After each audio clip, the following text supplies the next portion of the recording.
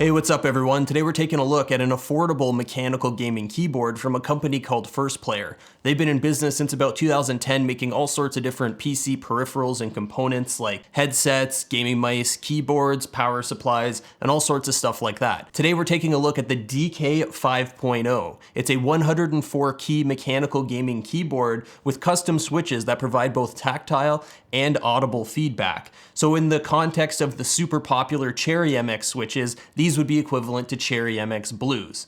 And here's what they sound like.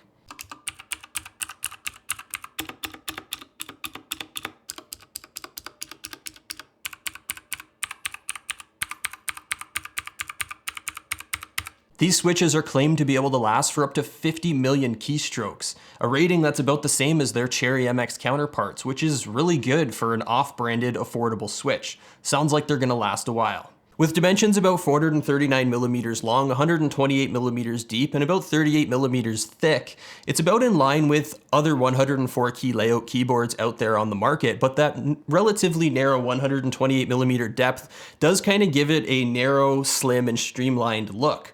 But don't let that fool you. What's interesting is when you pick it up, it's got some pretty serious weight to it. It comes in at about 1.1 kilograms or about 2.4 pounds, and it gives it a really nice and solid feel. And actually it is pretty solid because when I pick it up, I really can't feel any bending or flexibility, even when I'm applying force to it.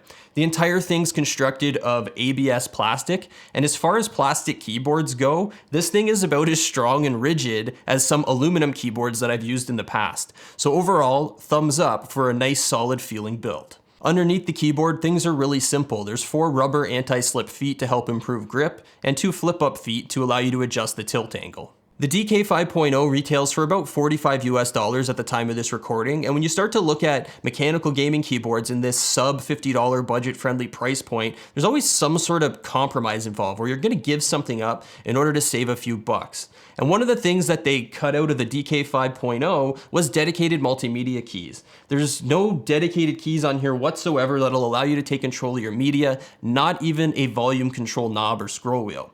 You can still take control of your media, but you have to do it with alternate functions. So you're gonna be pressing a key combination like the function key and one of the F keys in order to get any of that sort of stuff done. So is that a big deal? Well, I think it depends. Some people don't care about multimedia keys on their keyboards, whereas other people just can't live without it. So whether or not this is a big deal is gonna be completely subjective and entirely up to you. And one of the other areas where I saw that they cut some corners in order to save costs is going to be with respect to this USB cable. It's a super thin, basic, plain USB cable, and it feels like there's a little bit of play at the connection point to the keyboard. Still though, it's probably not a huge deal. Just don't pull on it too hard and it'll probably be just fine. Now, thankfully, the DK5.0 does offer up some pretty cool features that I think are gonna get a lot of people to overlook its shortcomings.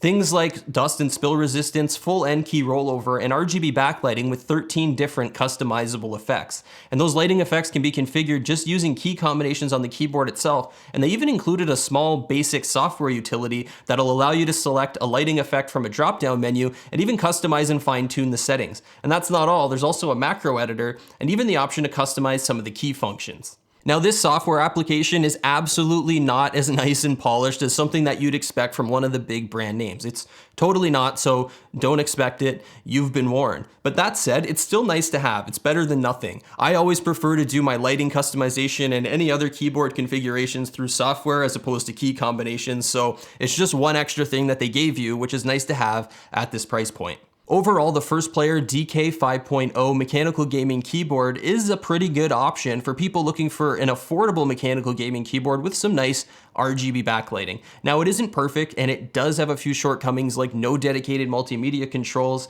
and a cheap feeling USB cable. But for $45 it'll get you pretty close to the feel and sound of Cherry MX Blue switches for a lot less than you'd expect to pay for actual Cherry branded switches. So the purchasing links are gonna be right down here in the description of this video. If you end up picking one of these up, test it out and let us know what you think in the comments section below. Thanks for watching. Don't forget to like, subscribe, comment, and share, and we'll see you later.